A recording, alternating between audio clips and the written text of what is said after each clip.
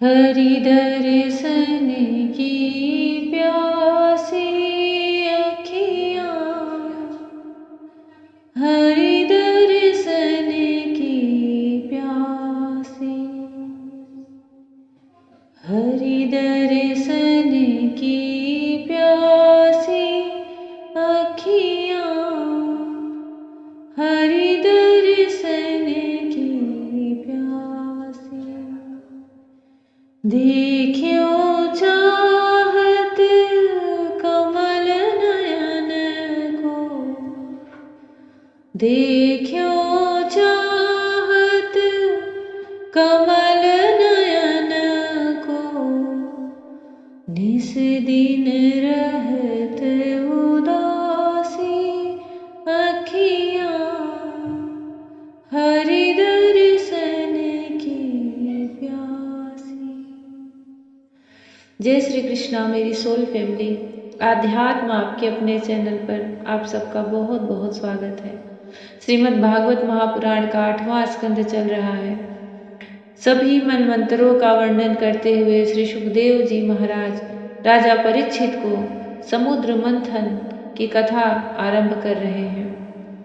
वैकुंठ धाम में ब्रह्मा जी, महादेव, सभी देवता पहुंच करके भगवान श्री हरि की स्तुति करते हैं, क्योंकि उन्हें वैकुंठ के दर्शन ही नहीं होते। उनकी दिव्य स्तुति से प्रसन्न होकर के भगवान प्रकट होते हैं और उन्हें वह कार्य बतलाते हैं जिससे देवताओं को अमृत मिले। श्रीमद् भागवत महापुराण का 8वां स्कंद 6वां अध्याय चल रहा है। देवताओं और दैत्यों का मिलकर समुद्र मंथन के लिए उद्योग करना। श्री सुखदेव जी कहते हैं, परीक्षित, जब देवताओं ने सर्वशक्तिमान भगवान श्री हरि की इस प्रकार स्तुति की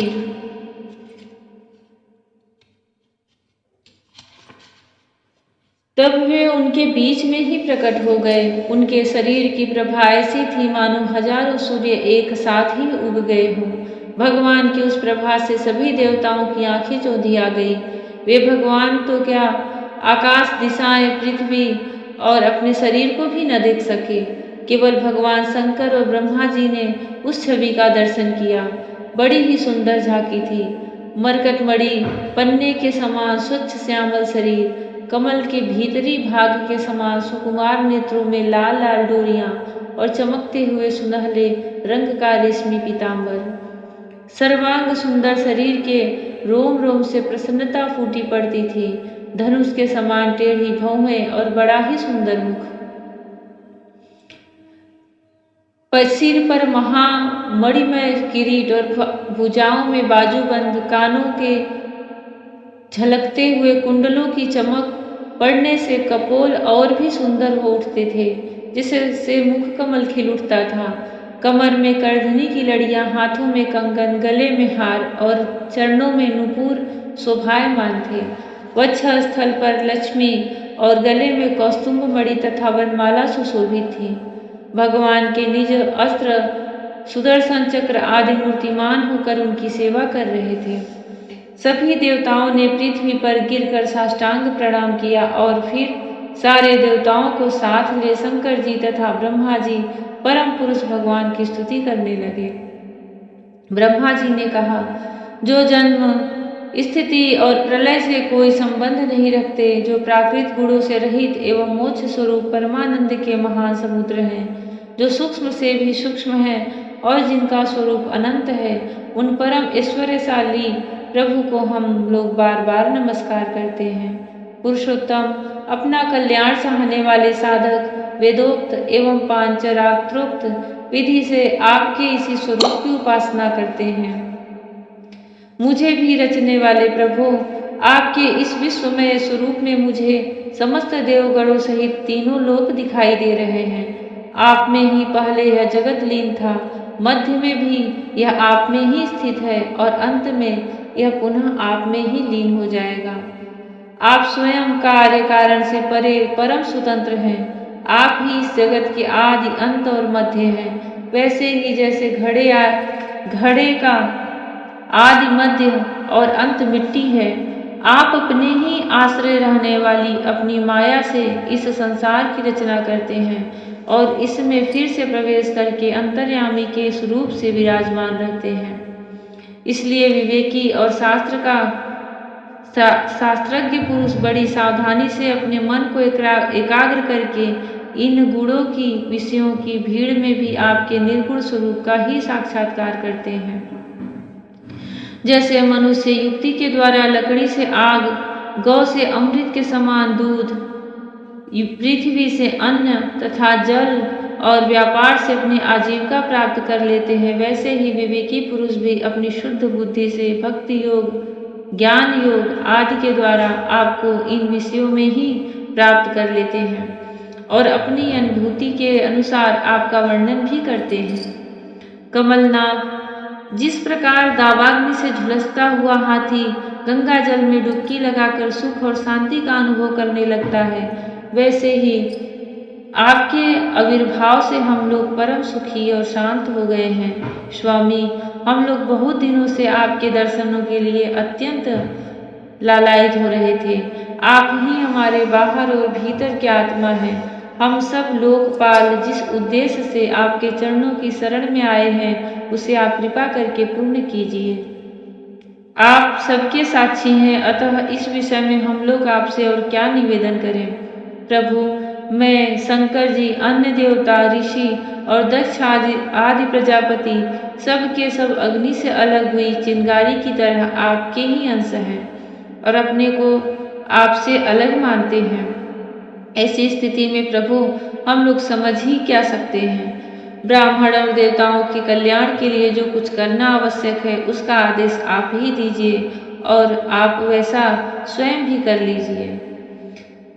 श्री सुखदेव जी कहते हैं, ब्रह्मा आदि देवताओं ने इस प्रकार स्तुति करके अपनी सारी इंद्रियां रोक ली और सब बड़ी सावधानी के साथ हाथ जोड़कर खड़े हो गए। उनकी स्तुति सुनकर और उसी प्रकार उनके हृदय की बात जानकर भगवान मेघ के समान गंभीर वाणी से बोले, परीक्षित, समस्त देवताओं के तथा जगत के एकमात्र स्वामी भगवान अकेले ही उनका सब कार्य करने में समर्थ थे। फिर भी समुद्र मंथन आदि लीलाओं के द्वारा विहार करने की इच्छा से वे देवताओं को संबोधित करके इस प्रकार कहने लगे। श्री भगवान ने कहा, ब्रह्मा, शंकर और देवताओं, तुम लोग सावधान होकर मेरी सलाह सुनो। तुम्हारे कल्याण का यही उपाय है। इस समय असुरों पर काल की कृपा है, इसलिए जब तक तुम्हारे अभ्युदय और उन्नति का समय नहीं आता, तब तक तुम दैत्य और दानवों के पास जाकर उनसे संधि कर लो। देवताओं, कोई बड़ा कार्य करना हो तो शत्रुओं से भी मेल मिलाप कर लेना चाहिए।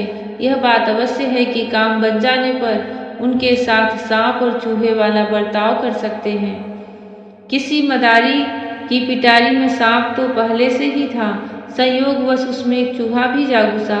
चूहे के भयभीत होने पर सांप ने उसे प्रेम से समझाया कि तुम पिटारी में छेद कर दो, फिर हम दोनों भाग निकलेंगे। पहले तो सांप किस बात पर चूहे को विश्वास न हुआ, परंतु पीछे उसने पिटारी में छेद कर दिया। इस प्रकार काम बन जाने पर सांप चूहे को निगल गया और पिटारी से निकल भागा। भगवान कहते हैं, तुम लोग बिना विलंब के अमृत निकालने का प्रयत्न करो। उसे पी लेने पर मरने वाला प्राणी भी अमर हो जाता है। पहले क्षीर सागर में सब प्रकार के घास, तिनके, लताएं और औषधियां डाल दो। फिर तुम लोग मंदराचल की मथानी और वासुकी नाग की नेति बनाकर मेरी सहायता से समुद्र का मंथन करो। अब आलस्य और प्रमाद का समय नहीं है। देवताओं, विश्वास रखो। दैत्यों को तो मिलेगा केवल श्रम और क्लेश, परंतु फल मिलेगा तुम ही लोगों को। देवताओं, असुर लोग तुमसे जो चाहे सब स्वीकार कर लो। शांति से सब काम बन जाते हैं, क्रोध करने से कुछ नहीं होता। पहले समुद्र से कालकूट विष निकलेगा, उससे डरना नहीं और किसी भी वस्तु के लिए कभी भी लोभ न करना।